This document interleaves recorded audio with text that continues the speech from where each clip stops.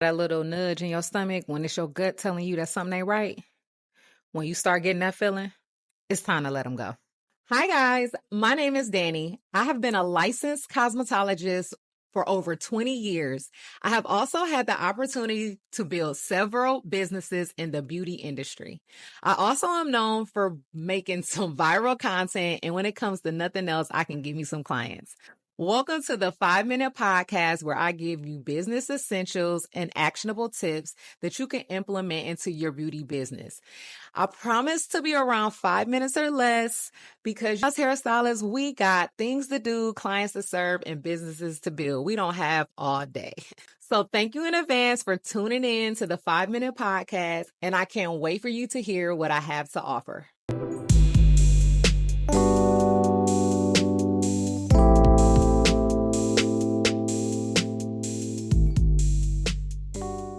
Hey y'all, welcome to episode 119, where I talk about why I fired my first employee and what I learned from it.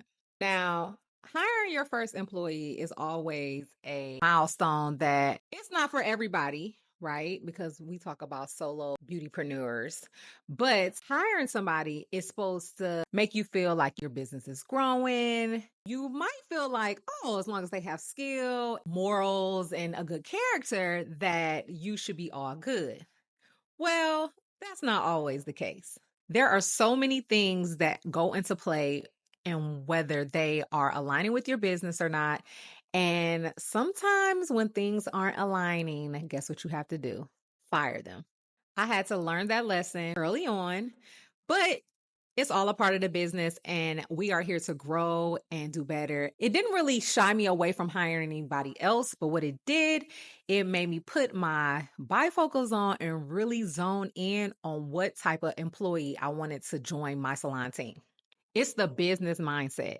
Just doing hair is one thing, but the business mindset that goes into building a brand, your brand, whoever's brand, is just a different thing that a lot of times when you are hiring, you don't necessarily think that is very important because you're like, oh, well, I've built the brand and then I just need to have someone come in and help me or just bring more business to my salon. Skills matter, but so does the stylists who come into your business and making sure they're aligning with your business goals and the things that you've built.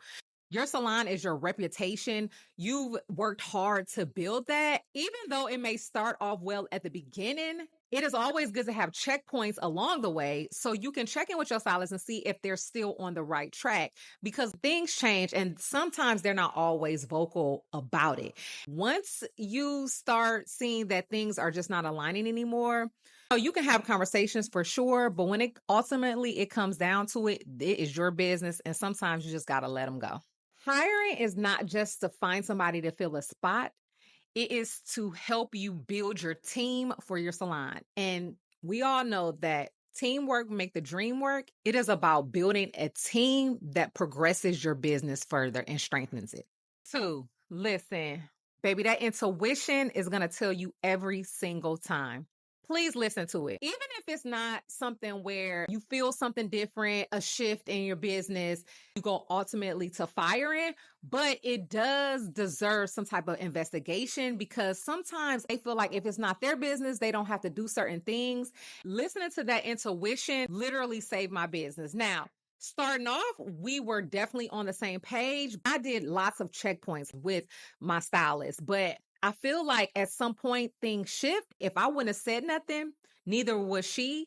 And so, because of my intuition and I stood on that, is the reason why we here today. I was going back and forth about it because I was so nervous and it was just like, dang, I was trying to give another chance, or maybe it was me or whatever.